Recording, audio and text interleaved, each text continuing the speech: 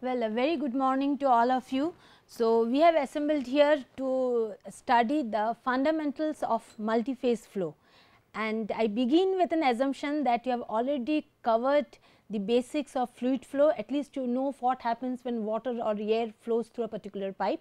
So, that now you can appreciate what happens when both water and air are introduced in the same particular pipe, how the characteristics of flow change, how the hydrodynamics change, and how to quantify and how to estimate those changes. So, these are the things that I would be covering in this particular subject of multiphase flow. Now, before I start anything, naturally probably you are not very acquainted with this particular subject as you are acquainted with other common subjects like say pollution controlled, nanotechnology. So, these things are maybe biochemical engineering. So, this is a comparatively new concept probably to you.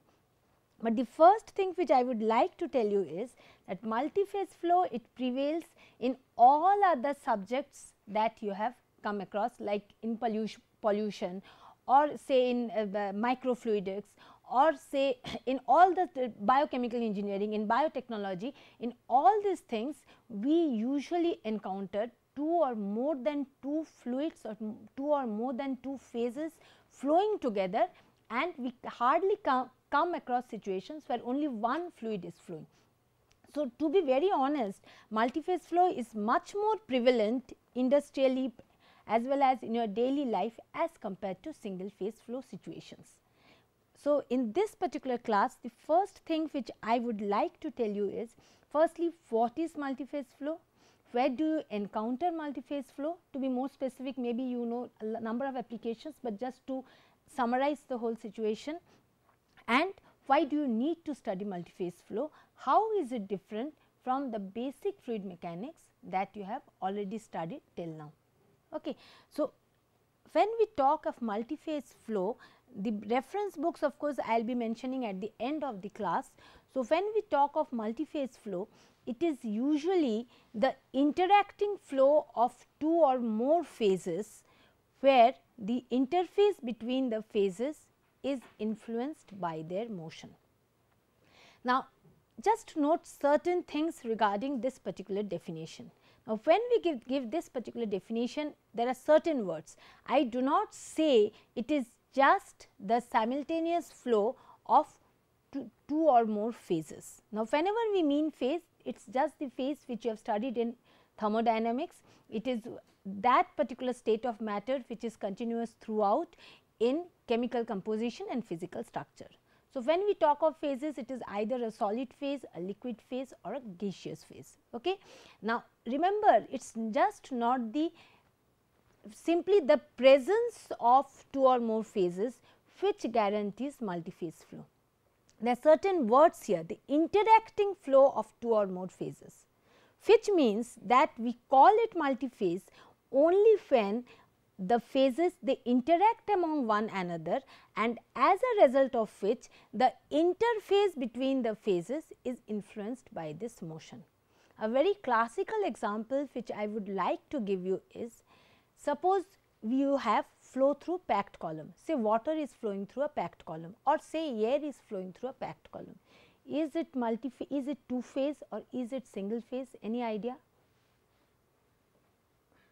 When water is flowing or say air is flowing through a packed bed, do we call the flow two phase or will we call the phase single phase flow situation?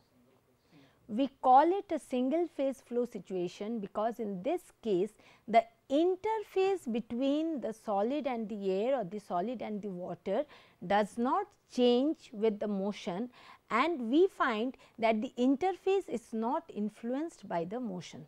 Simply the fluids which is flowing, it simply flows between the vortices which are available in this packed solid. Moment we keep on increasing the flow rate, a time comes when the entire thing becomes fluidized. Moment it becomes fluidized, it becomes a two phase flow situation. So, therefore, remember one thing, simply the presence of two or more phases does not guarantee multiphase flow situation. It is that particular situation where two or more phases they interact, the place of interaction is obviously the interface between them. So, we call that particular situation multiphase, where the two or more phases they interact at the interface, and as a result of this interaction the interface that changes, and that takes up a large number of forms, and accordingly the study of multiphase proceeds by studying the different forms which the interface can take. Now, we have solid phase, liquid phase, gas phase. So, from these combinations we can have either a two phase flow situation, it can be a solid liquid or it can be either a solid or a solid liquid or a liquid gas or a liquid solid situation. It can also be a liquid liquid situation also, where two immiscible liquids are flowing. We can have three phase flow situations also. For example, oil water gas phase flow in petroleum industries, sand water gas flows in the stowing of mine voids. We can also have a four phase flow, even oil water gas solid, that we can encounter in oil explorations. But the most common feature which we find is the two phase flow situations, where it can either be a gas liquid, liquid solid, solid gas flows, or it can be a liquid liquid flows as well. Now, whenever we talk of such flows, this particular diagram it shows you the entire range of two phase flow situation. We find that we can have a two phase flow situation for the entire range from gas to liquid. That means, from very low gas, very low gas, a large amount of liquid, to very high gas and a small amount of liquid. Over the entire range we can have the two phase flow situation. On the contrary, for solid, liquid and gas solid phases, we find that more or less when the solid packing becomes much more dense, maybe more than 50% solid loading when we have, then under that condition the interface is not influenced by the motion of the phases and we have single phase flow situations. So, for liquid solid and gas solid cases, maybe we have a two phase flow situation which is bounded by this particular line and this particular line over a limited range of flow conditions, and for the rest of the situation, just like the packed column which I had said, we have a single phase flow situation. So, there is limited two phase flow for gas solid and liquid solid cases, while for the case of gas liquid cases we have it over the entire range of composition, starting from very low liquid, very high gas, to very high liquid, very low gas. Because in this particular flows you will find that this is most widely studied, probably it is quite complex in the sense. Why it is very complex? Because in this case there are two things, both of them they do not have a particular shape. Just like in solids they have a particular shape, but gases and liquids, none of them they have a particular shape, and therefore they are characterized by a deformable interface combined with the compressibility of the gas phase. So, therefore, what happens in this case? The interface is deformed, and the other cases the gas is a compressible fluid. So, naturally some portion of compressible fluid flow also comes into picture under such circumstances. Therefore, gas liquid flows they are slightly more complex as compared to, or rather maybe they have a little more variety I should say as compared to gas solid, liquid solid flows. And liquid liquid flows, it is a comparatively much more recent topic, and this has come up with the advent of say petroleum industries, liquid liquid extraction, chemical reactors, etc., etc. While we find that the other things, the other types of flow, gas liquid flows, they are, as you know, these applications you already know, boiling, condensation, adiabatic flow, whenever they are in power plants, we have such type of flows. Gas solid, it is a pneumatic conveying, combustion of pulverized fuel, flow in cyclone separators, etc. Liquid solid, slurry transportation, at least chemical engineers have come across it, I believe. Food processing, various processes of biotechnology is there in gas liquid, liquid solid, in all such cases, even for liquid liquid cases also. Now, in a nutshell, if I would like to show you the practical applications of different two phase or multi phase flow situations, Now, the idea of showing you is just to show you in the variety of industrial cases in which we encounter such type of flows.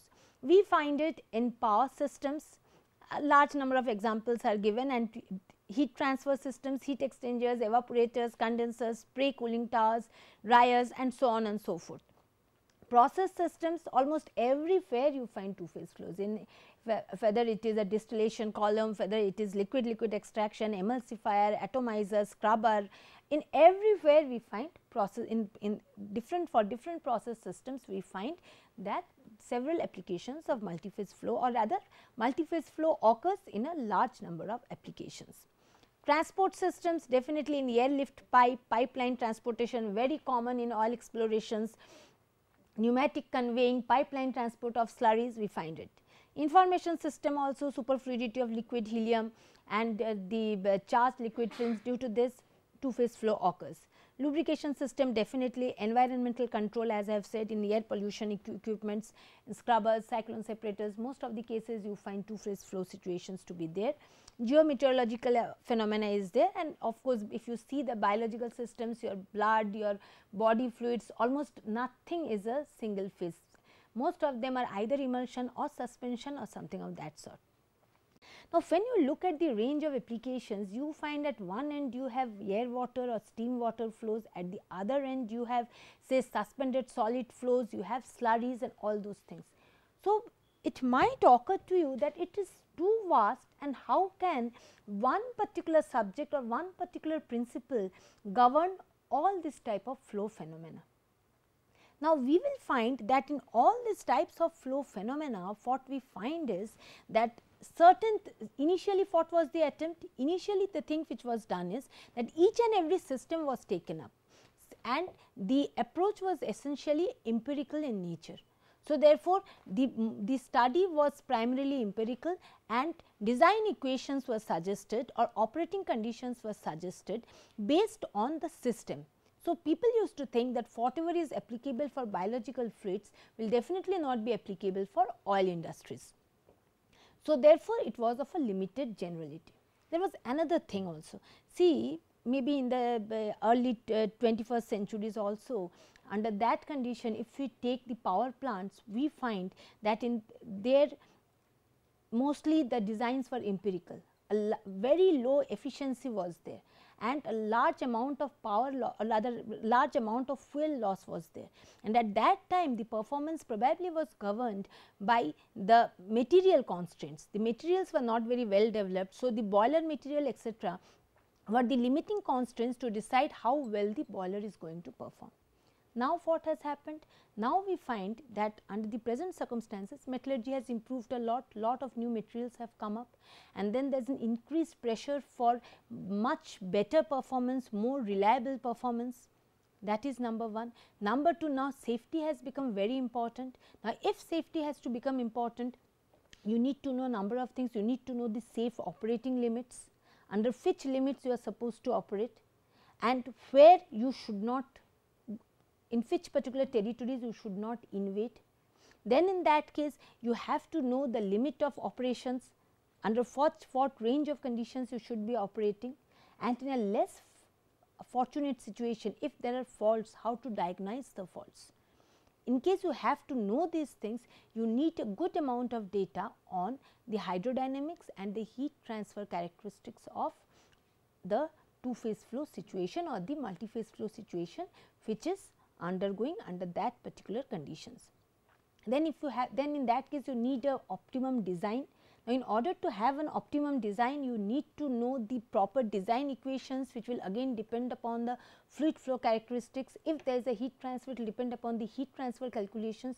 You need data on say two-phase pressure drop, you need data on heat transfer coefficient for multi-phase flow situations. Okay.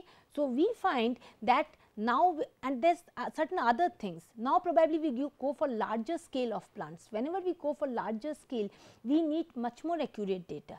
Now, and on the other contrary, we have come to microfluidics.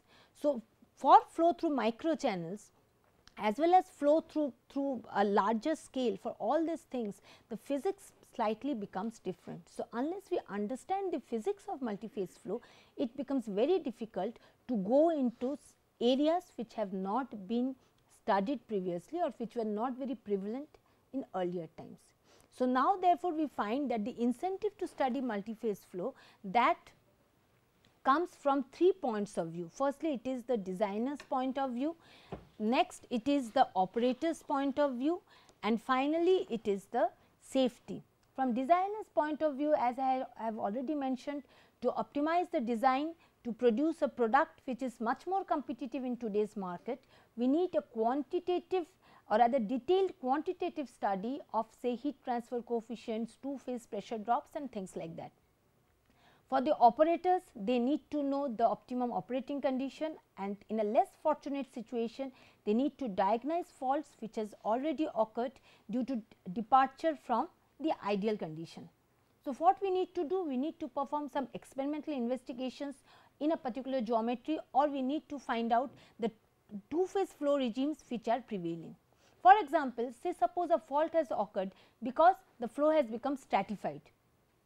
So, if we just change the flow condition, we will see shortly, and if we can break this stratification, probably we can have a problem free operation. So, those things we need to know. Next, obviously now safety has become very important. So, for these particular things, the incentive to study the hydrodynamics of multiphase flow, the heat transfer characteristics, that has become very important in modern times. Now, if we have to study, well, this I will come later. Now, if we have to study multiphase flow, then the first thing is, you know now what is multiphase flow. You find out that it is simply the flow, whether it is interacting flow or it is non-interacting flow, it is basically fluid flow. Okay. So, therefore, our analysis should start from the basic equations which governed single phase flow in different conduits. We should start from there itself. Now, for analyzing such fluid flow, what do? We write down the equation of continuity, equation of momentum, equation of energy. Then we have several constitutive relations, boundary conditions, certain constraints. We apply those and try to solve these equations. Definitely for multiphase flow, we should approach in the same particular way, and we should first write down the equation of continuity, momentum, energy, and then we would like to solve them. Maybe the constitutive relations will be slightly difficult or different for this particular case. Why? Because in single phase flow, the fluid is interacting only with the pipe wall. In this particular case, what happens? The two fluids, they interact separately with the pipe wall, but at the same time they interact with one another as well. So, let us first derive the momentum equation, the equation of momentum, the equation of continuity for single phase fluid, and then we will see how that equation, just we will be taking up case by case and doing it with much more details later. Just at first glance, how that equation should change for multiphase flow, and in order to use the changed equation, what are the things that we require. Okay. So, suppose we take up simply say water flowing through a closed conduit, say which is inclined at an angle theta with the horizontal. Now, in this particular case, we say this is the direction of flow. Now, this particular length, it is a small length, say delta z. Now, in this particular case, I think I should draw a slightly bigger one, that will be easier for you to understand.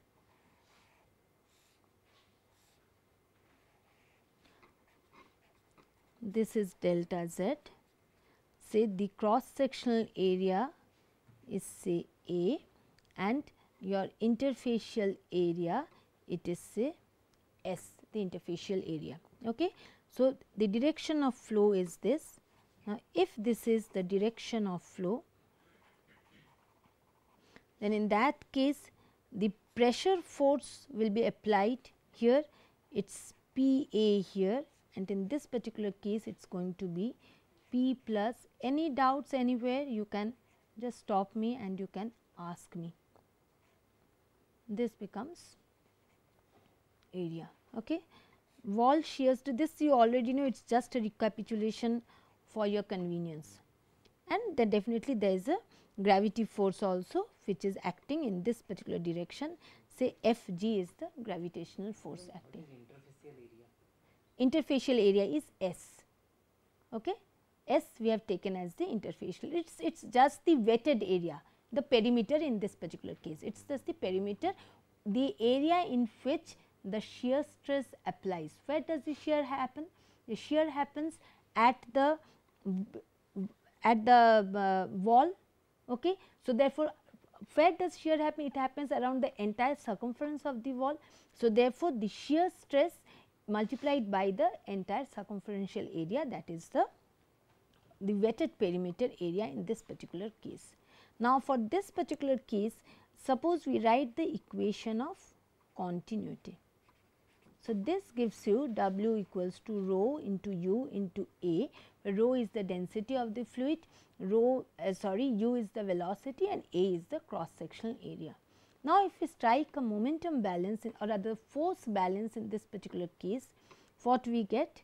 We get integral P minus P plus del P del Z delta Z. If we assume that the area is not constant, then we take it as dA. This is equal to integral over S. This was integral over area.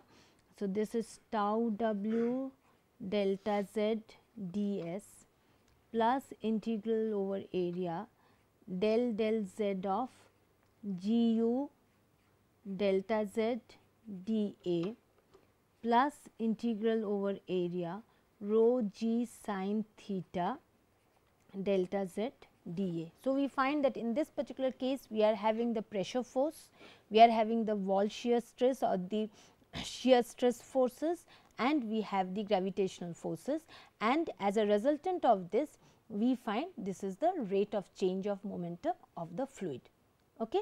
So, taking the directions into consideration, assuming that the direction of flow is the positive direction, we can write it down in this particular manner.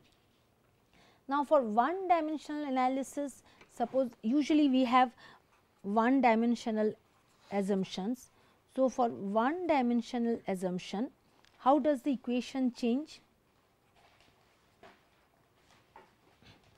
Under this condition, we find that all the things they change along the flow direction, and normal to the flow direction it is constant. So, in this case we get P minus for one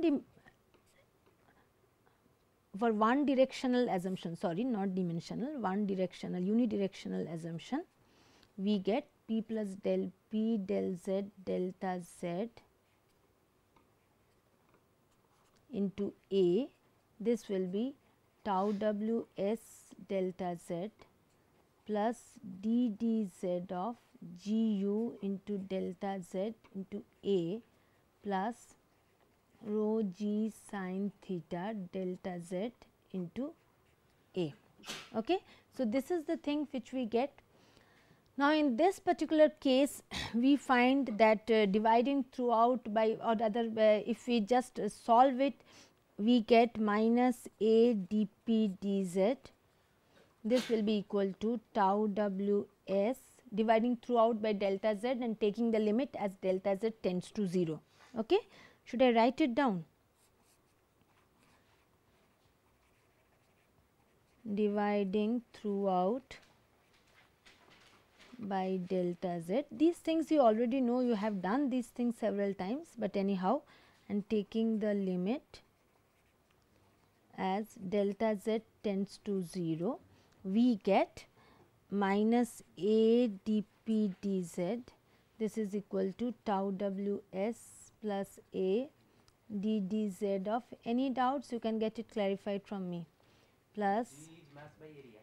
Acha, one thing I will just mention, this particular term probably you have not come across in single phase flow, it is basically the mass flux.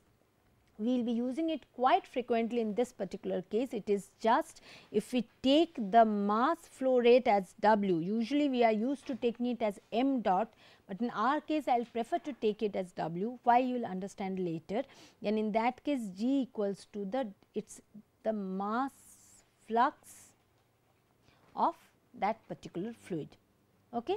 So, here instead of W by A I have taken it as G in this particular case. Now, so therefore, we find that dividing throughout by A, we find the expression of pressure gradient which we get, that is minus dP dz, that is equal to tau W S by A plus d dz gu plus rho g sin theta. Agreed? This particular definition probably you have come across earlier as well. Okay. So, this is the thing which I have already written it down here. So, where we find that more or less whenever you have been solving, you have found out that for horizontal pipes just this particular term which you call as the frictional pressure gradient was prevalent. When we go to vertical pipes, we find along with frictional pressure gradient we have a gravitational pressure gradient, isn't it?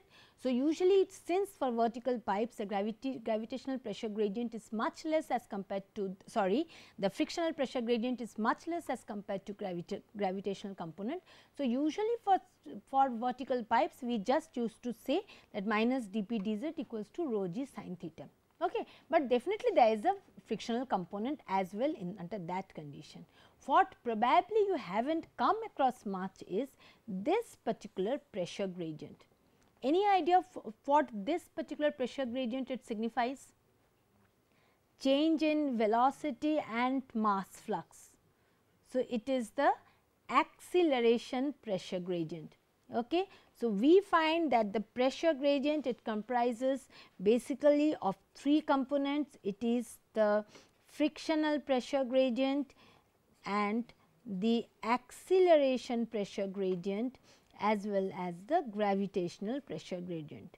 Certain things are important under certain conditions. For example, in horizontal pipes this one goes away, in vertical pipes usually this one is much more important, and so on and so forth. Now, acceleration pressure gradient under normal circumstances the fluid does not accelerate, we do not get it. We get acceleration pressure gradient under certain conditions. Any idea under what conditions the acceleration pressure gradient is encountered?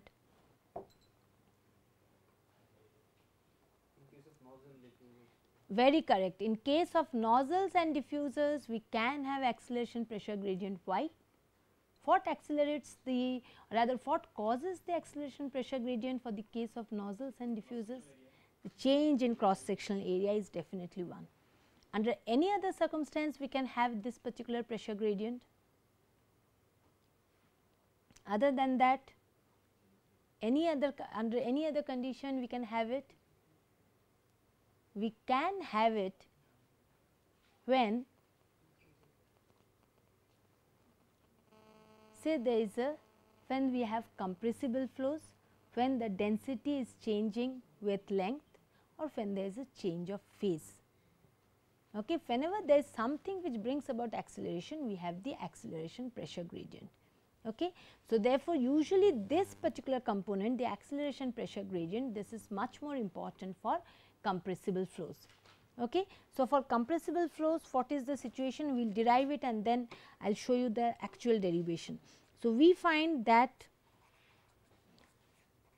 normally under normal circumstances we do not have this pressure gradient, probably you have, I do not think you have come across this in your undergraduate classes, but definitely it should have been there and then you should have cut it out unless there is a change in area or a change in phase or the flow is compressible, and without, if these things are not there then usually this is cut out. Okay. So, this should be there. Now, this pressure gradient is nothing but d dz of gu, where we find what is this u? This u is nothing but g by rho, or in other words this u is nothing but w by rho a. To make it more general, to include all sorts of variations. So, we find that the total mass or that the mass flow rate remains constant. What can change? in order to bring about a change in velocity, either the density can change or the cross sectional area can change. So, therefore, this can be written down as d dz of W can be taken out 1 by rho A, or in other words this can be written as d dz of rho is density. So, what is the reciprocal of density? Specific volume. So, therefore, it can be written down as d dz of V by A. Okay. Now, this can next be written down as, so therefore, it is G W by A. If you take up the entire thing, if it, sorry, I have to take out G out, no, this is all right. And so, therefore, if we take out G here and we deal just with U, so then it becomes G W by A dV dz minus G W V by A square dA dz, which can then be written down as G square dV dz minus G square by A V dA dz, isn't it? Now, tell me one thing, dA dz is fine, you know the change in area with the change in the distance and you can find it out. Now, why does the specific volume change with the distance? Why does this dV dz happen? This dV dz happens just because the specific volume or the density changes with the axial distance z, isn't it? So, therefore, instead of this dV dz, we can write it down as dV dz is nothing but dV dP into dP dz, yes or no?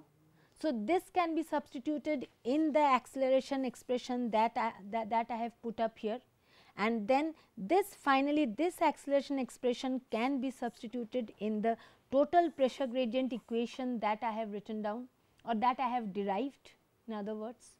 So, if we write it down, then in that case what do we get? If we write it down, then finally we get minus dP dz, this is equal to tau W S by A plus rho g sin theta dA dz plus g square dV dP dP dz, isn't it? Or if we bring this particular term on the left hand side, we get minus dP dz, this will be equal to tau W S by A plus rho g sin theta minus g square V by A dA dz divided by 1 plus g square dV dP. This is the thing which we get. Okay?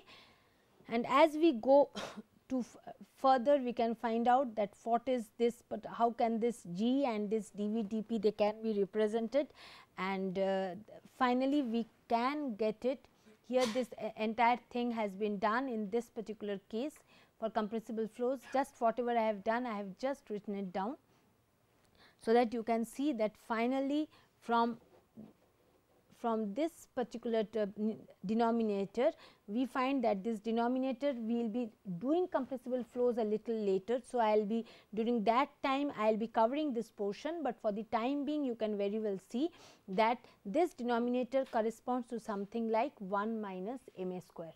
Okay. So, therefore, we find that for compressible flows the pressure gradient comprises of the frictional pressure. It has a frictional component Cf, then it has got a gravitational component, then a component due to area change, and finally, the Mach number also comes into being. Okay.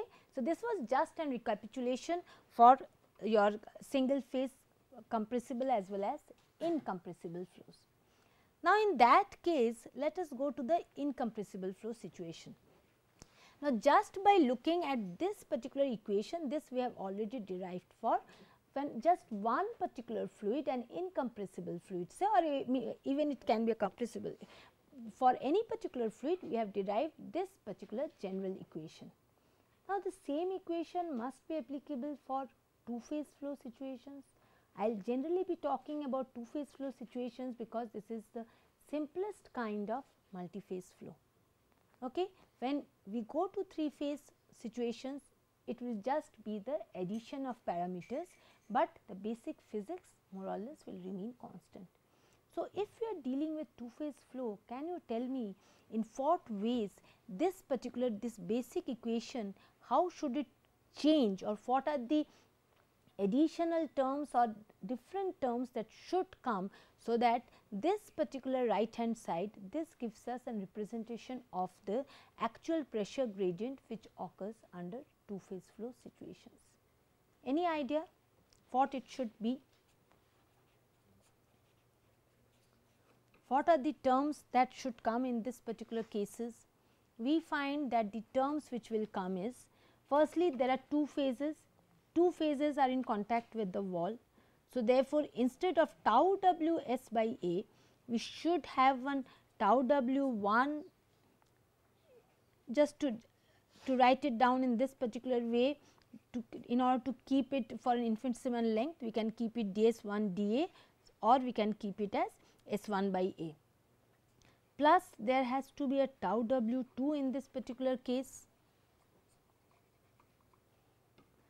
Next, if we take up the gravitational pressure component, we had a rho g sin theta in that particular case.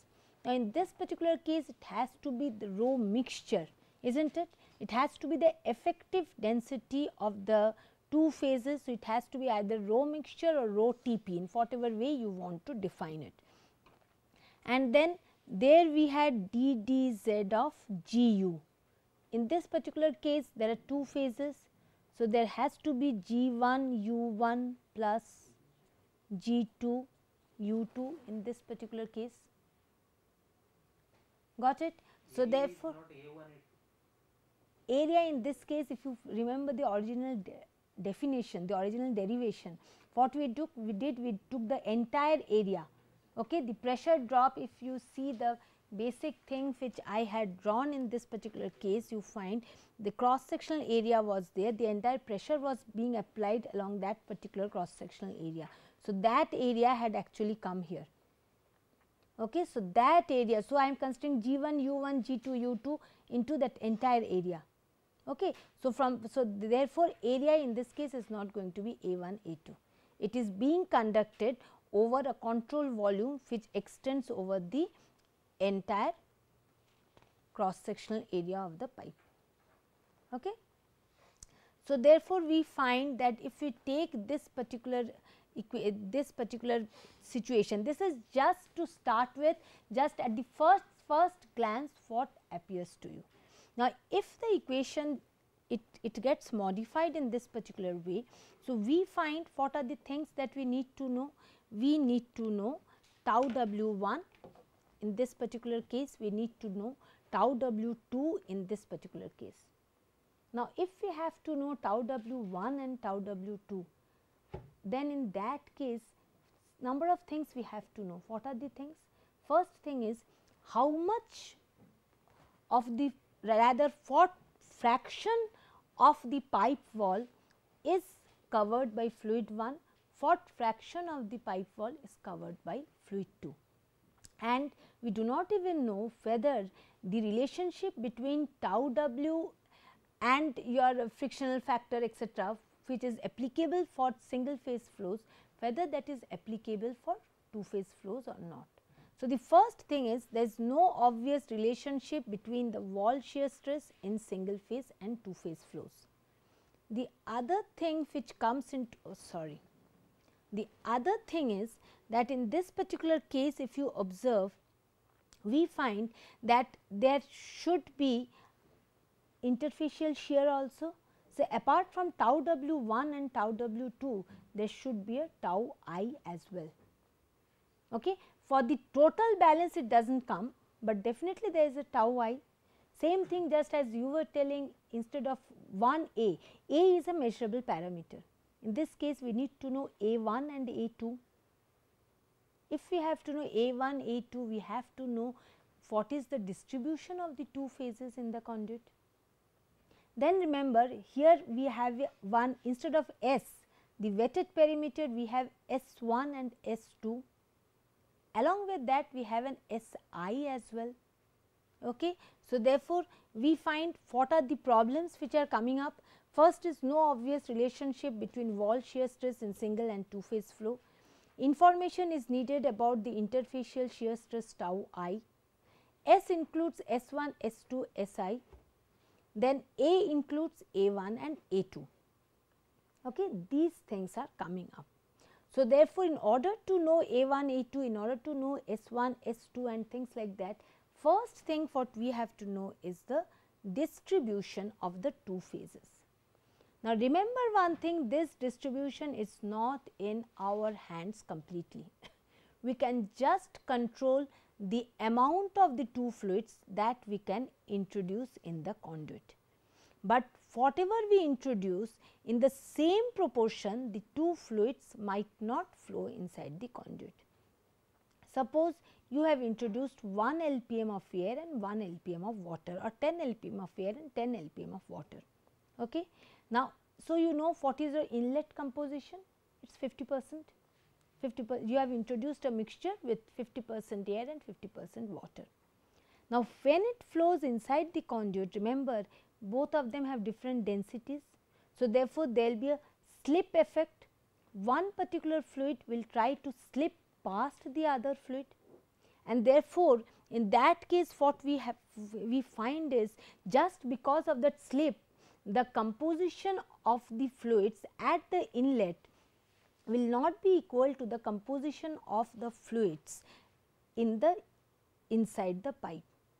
Okay. Inside the pipe there will be a slip between the phases. Just because of the slip, what happens, the lighter phase it will tend to slip past the heavier one, as a result of which the in situ composition and the inlet compositions are going to change. This is another problem in this particular case.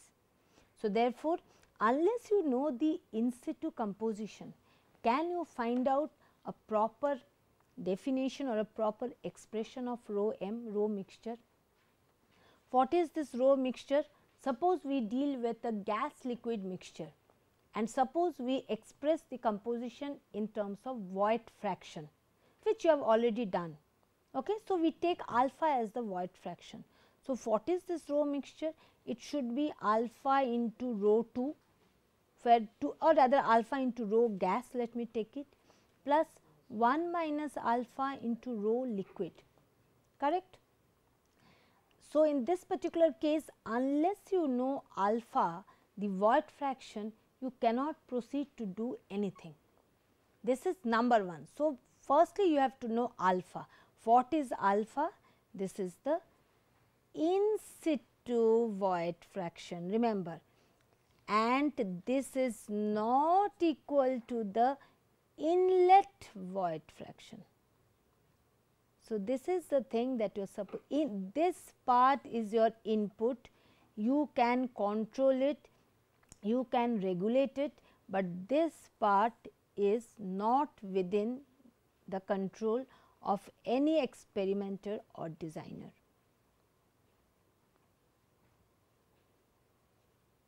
Within the control of any experimenter or designer. So, therefore, this will depend on what? This will depend upon the physical properties of the fluids, it will depend upon their flow rates, and most importantly it will depend on how they are distributed, because the slip depends on how they are distributed. For example, I will give you another example. Suppose again air water, let us take. So, in situ means inside the conduit at that particular position where you want to find out the composition. Okay.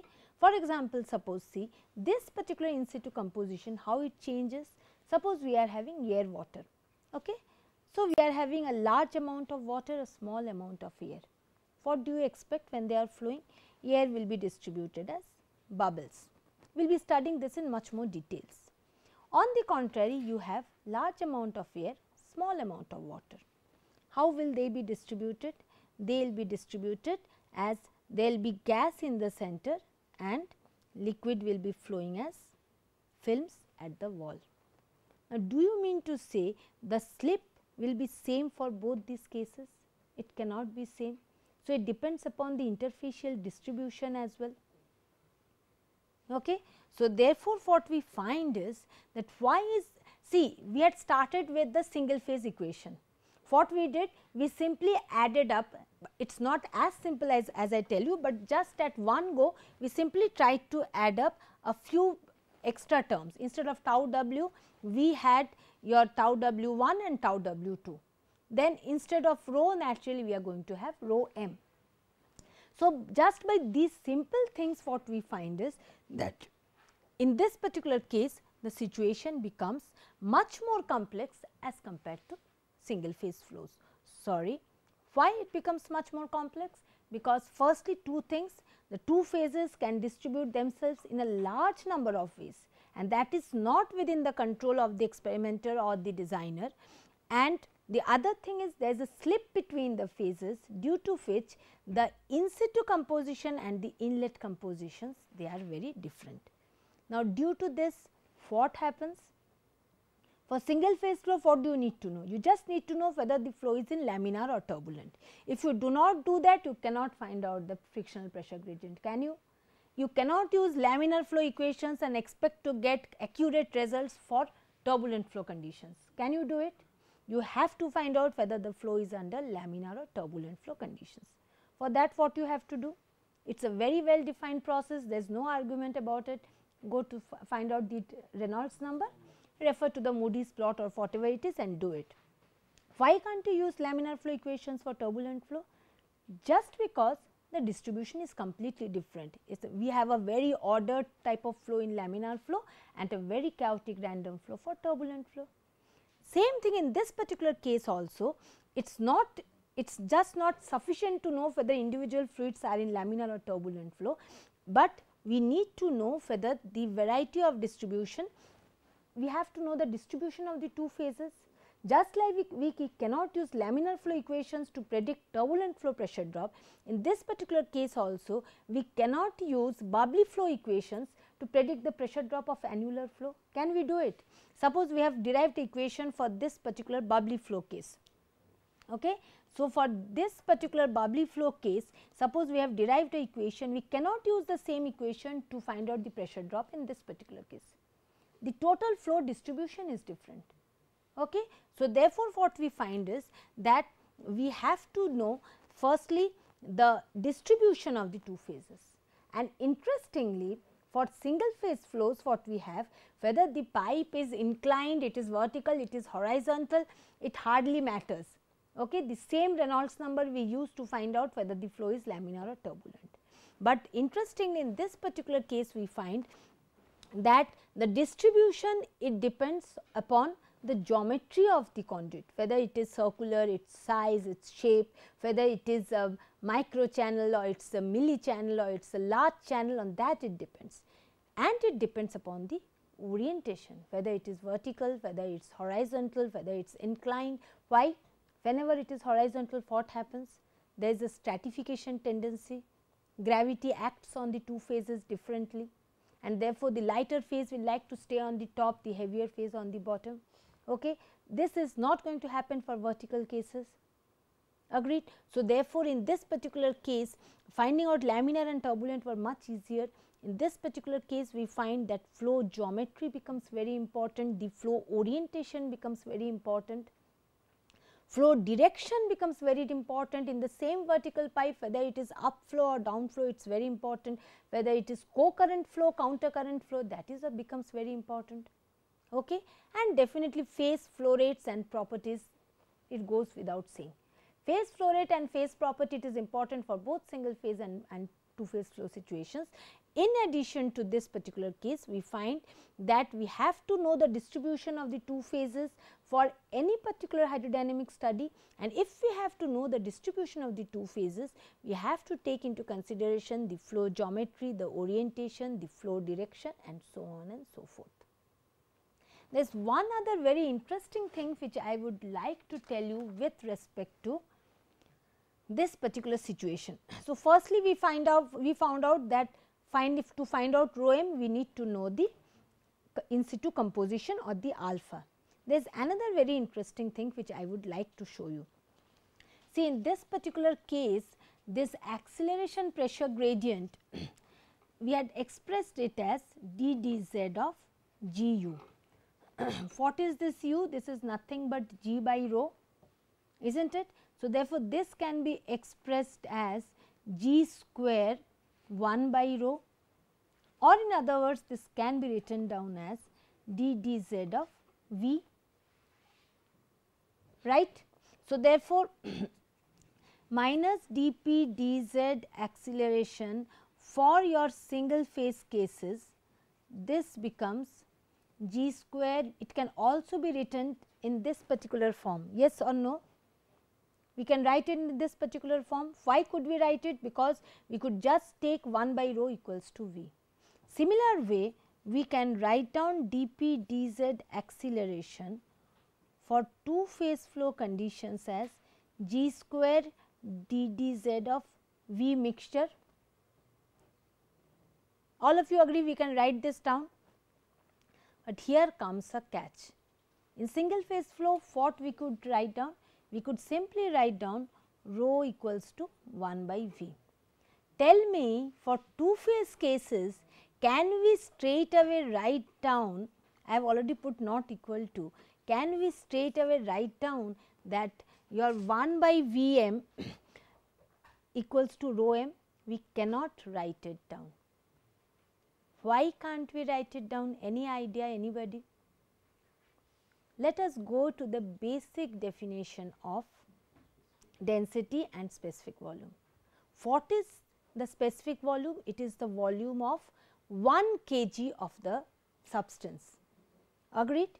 Now, when it is a single phase thing, then in that case and rho is the weight of 1 meter cube or unit volume of the substance. Do you agree? Okay, so again listen to it. Rho is the weight of unit volume of the substance, V is the volume of unit mass of the substance. Say our unit of volume is 1 meter cube SI units and this is 1 kg. Now, when we take a two phase flow situation, what happens?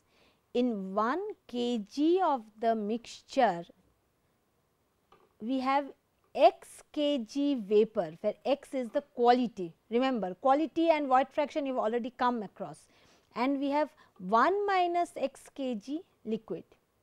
Agreed? So, therefore, in this particular case, what is Vm equals to x V vapor if we take, or it is better I put it gas, x V gas plus 1 minus x V liquid. Agreed? Now, if I take 1 liter mixture or say 1 meter cube of the mixture, what is has? It has alpha meter cube gas and 1 minus alpha meter cube liquid. Do you agree with me? So, therefore, what is rho T p in this particular case? It is alpha into rho gas plus 1 minus alpha into rho liquid. This rho gas is equal to 1 by V gas, rho liquid is equal to 1 by V liquid, but definitely rho Tp cannot be equal to, or rather let me make it mixture, rho m cannot be made equal to 1 by Vm. The basic definitions are completely different. Is it clear to all of you? So, therefore, what we find is, so just try to understand the complications which have been introduced here just by the introduction of an additional phase in this particular case. So, in this particular case, I would like to conclude this particular lecture by telling you that the hydrodynamics in this particular in two phase flow situations is many folds more complex as compared to single phase flow. Why? Existence of multiple deformable moving interface. Try to understand. It is a multiple deformable moving interface, particularly for gas liquid cases, multi-scale physics of the flow phenomena. Next, near the interface what we find? There is a significant discontinuity of the flow property. It instantly shifts from the property of one particular phase to the other phase, and therefore, there is complicated flow field near the interface. For gas liquid, vapor liquid cases, there is the compressibility of the gas phase. Then as I was telling you, tau W1, tau W2, they may not be appropriately predicted by single phase equations, because we may have different wall interactions for the different fluids, and therefore, for all these things we find that the two phase flow situation becomes many folds more complex as compared to single phase flow conditions. And therefore, in order to study two phase flow, even if we have to make this particular equation our starting point, even for that particular case also, what we have to do, first we have to know the distribution of the two phases. Once we can know what are the distribution of the two phases, how the two phases can be distributed, only after that, for different distributions we can find out that what can be the generalized analytical models that can be proposed. Accordingly, we will be going for the analysis of those particular, we assume a type of flow and we try to analyze that particular flow. In that, or rather in following that, we would like to propose some simple analytical models, and after that we will be taking up some flow pattern specific models. Now, before I conclude, I would like to mention the textbooks which you can take up for this particular case. The textbooks, a large number of textbooks are already available. This is wrong, this has to be Wallace, this inverted comma should not be there. Now, among this large number of textbooks which are available, what I would like to say is our library has got a number of textbooks. I will mostly be discussing from one dimensional two phase flow by G.B. Wallace. We will also be taking up certain aspects from the handbook of multiphase systems, measurement of two phase flow parameters, and maybe two phase flow in chemical engineering, two phase flow in complex systems. Okay, so, as the case may be, you please try to remember that since two phase flow, it has still not become a very well prevalent textbook material till now.